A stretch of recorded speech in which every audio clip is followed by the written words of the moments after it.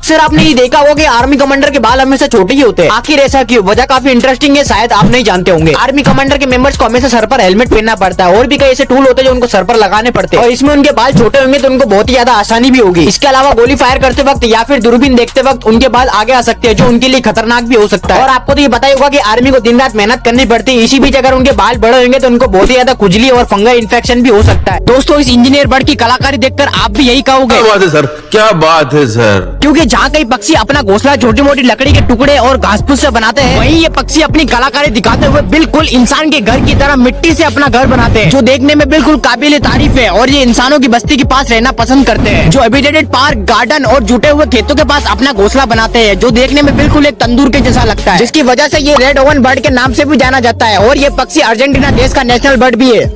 दोस्तों, आपने अपनी लाइफ में कई बड़ी बड़ी चीजों के ट्रांसपोर्टेशन देखे होंगे, लेकिन क्या आपको पता है कि कैलिफोर्निया के शहर सैन होजे में एक लाखों केजी वजनी होटल को एक जगह से दूसरी जगह ट्रांसपोर्ट किया गया था। जी हाँ दोस्तों, इस होटल को सन 1911 में टी.एस. मोंटगोमरी द्वारा बनाया गया था, जो कि उस वक्त का सबसे लग्जरी होटल था, जिसे उस वक्त की सबसे लेटेस्ट टेक्नोलॉजी सीमेंट और कंक्रीट से बनाया गया था, जो कि सैन होजे सिटी की शान माना जा रहा था। लेकिन वक्त गुजरने के साथ ही नए होटल्स की वजह से इसकी कंस्ट्रक्शन बहुत ही पुरानी लगने लगी और नए होटल बनाने की जगह भी कम पड़ रही थी। उसके बाद इसे तोड़ने का फैसला किया गया, लेकिन वहाँ के लोगों का मानना था कि भले ही ये होटल पुराना है लेकिन ये सैन होजे सिटी की शान है, इसलिए इस होटल को सैन होजन की रीडेवलपमेंट एजेंसी के पास वाली जगह पर होटल को बिना नुकसान हुए 8 स्पेशल कंप्यूटर लीज जैक से होटल को बड़ी ही सावधानी से मूव किया गया और बहुत मेहनत के बाद होटल अपनी लोकेशन पर पहुंच गई, जिसके बाद 2 सालों तक इसके रिनोवेशन का काम चलता रहा। फिर 2002 में इसे रीलॉन्च कर दिया गया। दोस्तों, आपको ये कार देखकर क्या लगता है? क्या ये किसी साइंस फिक्शन मूवी का सीन है? तो ऐसा बिल्कुल भी नहीं है। जी हाँ दोस्तों, इस कार को रोड पर चलाने के साथ ही आसमान में भी उड़ाया जा सकता है और इस कार का नाम है BMW एयर कार, जिसे स्लोवाकिया देश में टेस्ट भी कर लिया गया और इसे 190 किलोमीटर प्रति घंटे की रफ्तार से और 8200 फीट तक की उड़ान भरी जा सकती है। और इसकी सबसे बड़ी खास बात यह है कि एक बटन दबाने से ये 3 मिनट में प्लेन बन जाती है और लैंड करते टाइम एक ही बटन दबाने से ये नॉर्मल कार बन जाती है। इसके अलावा इसे चलाने के लिए कोई स्पेशल फ्यूल की भी जरूरत नहीं है और इसे पावर किया गया है 1.6 लीटर BMW इंजन के द्वारा, जिसे नॉर्मल गाड़ियों में डलने वाले पेट्रोल से भी चलाया जा सकता है। और कंपनी का दावा है कि ये 12 महीने में कमर्शियली अवेलेबल होगी। दोस्तों, आपने ये कभी न कभी जरूर नोटिस किया होगा कि पुलिस की गाड़ी में हमेशा लाल और ब्लू लाइट ही होती है और वहीं एम्बुलेंस में सिर्फ लाल ही लाइट होती है। आखिर ऐसा क्यों? वजह काफी इंटरेस्टिंग है, शायद आप नहीं जानते होंगे। तो आपको बता दें कि अगर आपके सामने कई सारी चीजें रखी होगी तो वहाँ पर आपको सिर्फ रेड कलर ही क्लियर दिखेगा और लोग इसे देखकर अट्रैक्ट भी होते हैं, जो कि डेंजर के साथ ही अलर्ट का भी साइन देता है। और रही बात ब्लू की, तो आपने ये जरूर देखा होगा कि रात में सभी गाड़ियों की टेल लाइट हमेशा रेड ही होती है। इसी वजह से पुलिस के सायरन और लाइट में कंफ्यूजन ना हो, इसीलिए ब्लू लाइट का इस्तेमाल किया जाता है और पुलिस लोगों को अपनी तरफ आकर्षित करने के लिए डिस्टर्ब करने वाला साउंड का यूज करती है।